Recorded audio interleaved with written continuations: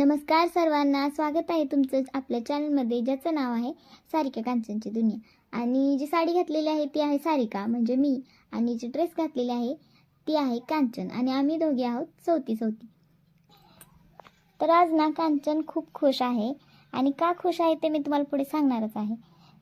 तर आहोंची इथं तयारी चालू आहे कामावर जायची, आणि आज ते नाईटला जाणार होते, त्यामुळं त्यांचं लवकरच आवरायचं चालू आहे. 4-5 वाजताच त्यांचं आपलं जायचं नियोजन असतं, त्यामुळे तर ते आवरत आहेत.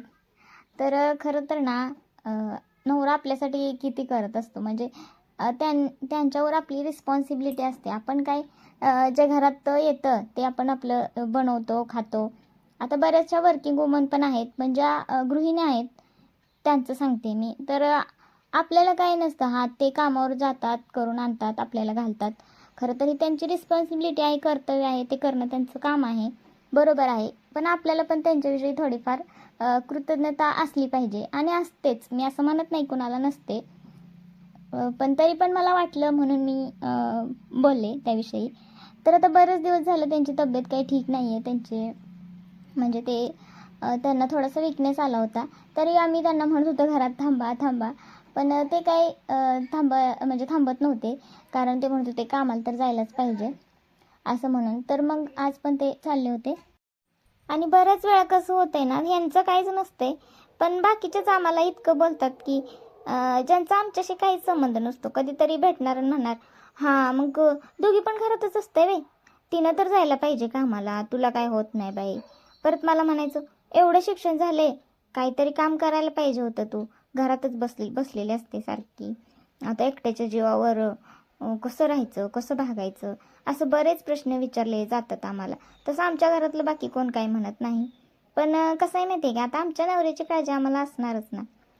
त्यामुळे त्यांना वाटतं की हां ह्यांना काय घरात बसून ऐतं बसायचं. म्हणजे घरातले रिलेटिव्स काय म्हणत नाही, पण जे बाकीचे असतात, जे कधीतरी अचानक येतात, कधीतरी कुणाचा तरी फोन येतो किंवा कधीतरी भेटतात, तर त्यांचं असं चालू असतं की दोघी जास्त एकटाच कामाला जाते बिचारा, आणि दोघीजण निवांत बसून घरात बसतात. तर असं आहे. तर कसं माहिती आहे का, कांचनला तर तिची ट्रीटमेंट चालू असल्यामुळे ती काही कामावरती जात नाही. राहिला विषय कामाचा, तर आम्ही राहतो ना तिथून कामाला ना खूप लांब जावं लागतं, आणि त्यामुळे मग ती जातच नाही कामाला. आणि शक्यतो आम्ही दोघी घरातच असतो, आणि ट्रीटमेंटच्या दिवशी ना म्हणजे कधी पण दवाखान्यात वगैरे जायला लागतं, आणि त्यामुळे मग सुट्टी भेटत नाही. त्यामुळे मग ती जातच नाही. अगोदर ती जात होती कामाला, आता नाही जात, असं आहे. बरं असो. आणि माझं म्हणाल तर मी जास्त वेळ बसू शकत नाही, माझी पाठ जास्त दुखते, त्यामुळं मग मी पण काही जात नाही, घरातच असते. तर बघू शकता, इथं आम्ही बनवलेल्या आहेत गव्हाच्या पिठाच्या पुऱ्या, जे आमच्या रानातले गव्हा आहेत, पप्पांच्या रानातले. तर यात काहीही नाही, नॉर्मल चपात्यांसाठी पीठ आपण मळलं होतं. तर मग अचानक कांचन म्हटली की चला पुऱ्याच करूया, त्यामुळे आम्ही इथं पुऱ्या करून घेतलेल्या आहे. त्यामुळे व्यवस्थित डिटेल व्हिडिओ शूट केला नाही पुऱ्या तळलेल्याचा वगैरे. तर नॉर्मल चपात्याला जे पीठ होतं ना त्याचंच आम्ही पुऱ्या बनवून घेतलेल्या आहेत, जे तुम्ही आता बघितल्यात. तर इथं मी पुरीची भाजी करून घ्यायला लागलेली आहे, आणि पुऱ्या तळलेलीच ही कढई आहे, त्यातलं थोडंसं तेल राहिलं होतं, मग म्हटलं चला त्यातच करून घेऊया. तर इथं ना तेल गरम झालेलं आहे, आणि त्यामध्ये आपण कांदा टाकून घ्यायचा आहे.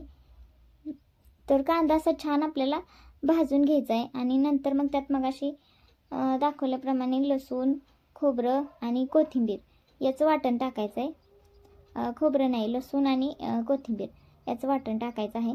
तर पहिल्यांदा ना आपल्याला कांदा छान असा भाजून घ्यायचा आहे, जेणेकरून ना त्याचा पूर्ण कच्चेपणा निघून जाईल, असं थोडंसं मीठ टाकून. तर मी जे वाटण केलं होतं ना, तर ते टाकलं नव्हतं लसूण आणि कोथिंबीरचं, तर ते पटकन करपेल म्हणून. आणि नंतर थोडीशी स्पेस करून मग त्यात थोडं हे वाटण टाकून घ्यायचं आहे आपल्याला. एक 7-8 लसणाच्या पाकळ्या आणि थोडीशी कोथिंबीर. तर कोथिंबीरच्या काड्या पण मी टाकल्या होत्या, त्यामुळं काहीच बारीक झालेल्या नाही त्या, आणि माझ्याकडे तेवढा वेळ पण नव्हता, त्यामुळे मग मी तसंच फक्त 1-2-3 वेळा फिरवून घेतलेलं आहे. तर हे आपण छान असं परतून घेऊया, मस्त असं. तर छान परतलं ना, कांद्याला एकदम असा कॅरमलाईजचा असा फ्लेवर येतो, छान असा कांदा होतो, त्यामुळे कांदा छान परतून घ्यायचा. आणि तर बऱ्याच वेळा म्हणतात किती वेळा छान छान म्हणते, तर आता सवय लागली आहे मला, तर समजून घ्या. नंतर आपल्याला यामध्ये हळद टाकून घ्यायची आहे. हळद टाकून मग थोडंसं परतून घेतल्यानंतर मग आपल्याला जे नॉर्मल आपण घरात यूज करतो ती चटणी टाकायची आहे तिखट. तर इथं या घरगुती चटणी आहे घरी केलेली, तर तीच आपल्याला टाकून घ्यायची आहे. नंतर गरम मसाला टाकायचा आहे. असं काही नाही पुरी भाजी मसाला, आजकाल पुरी भाजी मसाला वगैरे भेटायला लागले, पण मी नॉर्मल कोणताही मसाला घरात असलेला टाकते, तर तुम्हाला तर माहितीच आहे. तर तो मसाला आपल्याला ना टाकून घ्यायचा आहे आणि याच्याने ना एकदम छान भाजीला चव येते. तर मसाला वगैरे टाकून ना परत एकदा आपल्याला असं छान प्रकारे हे सगळं परतून घ्यायचं आहे. तसं तर मी बऱ्याच वेळा पुरी भाजी केलेली आहे आणि पुरी भाजीला प्रत्येक वेळेस मला वेगवेगळ्या कमेंट्स आलेल्या आहेत की मला व्यवस्थित बनवता येत नाही, काही जण म्हणतात येते बनवता. तर ही माझी रेसिपी आहे पुरी भाजीची. जेव्हा पण मी पुरी भाजी बनवते ना तर याच प्रकारे बनवते पुरी भाजी. आणि कधी एखादी गोष्ट असली नसली तरी पण मी ॲडजस्ट करून बनवत असते. तर गावाकडे जी मी बनवली होती तर त्याला थोडंसं काही सामान कमी होतं, त्यामुळे मी जे नॉर्मल बटाटे वगैरे होते तेच टाकून बनवली होती. तर त्याला बऱ्याच कमेंट आले होते की तुला छान बनवता येत नाही असं तसं वगैरे. तर सगळ्या गोष्टी असल्या ना तर कोणतीही भाजी ना छानच होत असते. आणि बघू शकता ही माझी म्हणजे मी नेहमी याच प्रकारे पुरी भाजी बनवत असते. तर इथं व्यवस्थित सगळे मसाले परतवून झालेले आहेत, कांदा पण छान भाजलेला आहे. नंतर यामध्ये आपल्याला ही मटकी टाकून घ्यायची आहे. तर मटकी मी अगोदर ना भाजून घेतली होती, मग अशी तुम्ही बघितली व्हिडिओमध्ये. तर छान अशी पहिल्यांदा भाजून घेतलेली आणि नंतर हा उकडून मॅश केलेला बटाटा आहे तर तो आपल्याला टाकून घ्यायचा आहे आणि परत आपल्याला छान असं परतून घ्यायचं आहे. मटकी आणि बटाटा तसेच जे मसाला आपण बनवलेला होता ते सगळं ना असं पूर्ण एकजीव होईपर्यंत ना आपल्याला छान असं मिक्स करून घ्यायचं आहे. आणि यात मी थंडच पाणी टाकणार आहे. तर तेच आपल्याला टाकून ना छान अशी भाजी शिजवून घ्यायची आहे. तर कसं आहे माहिती आहे का, आम्ही घरातलाच मसाला यूज करतो, त्यामुळे ना आपलं जास्त कलर वगैरे त्याला येत नाही. बाकीचं मी मिरची पावडर वगैरे यात काही टाकत नाही, त्यामुळे मग अशीच त्याला तर्री येते. बघू शकताय तुम्ही छान अशी आपली पुरी भाजी तयार झालेली आहे. आणि आज राहुल जेवायला होते म्हणजे आमचा भाचा, आणि त्यांचा होता उपवास, तर त्यामुळेच आम्ही लवकर स्वयंपाक केला होता पटकन त्यांच्यासाठी. आणि आता आहोने आवरलं तर होतं, पण अचानक त्यांचं कामाला जायचं कॅन्सल झालं आणि त्यामुळेच कांचन खूप खुश होती.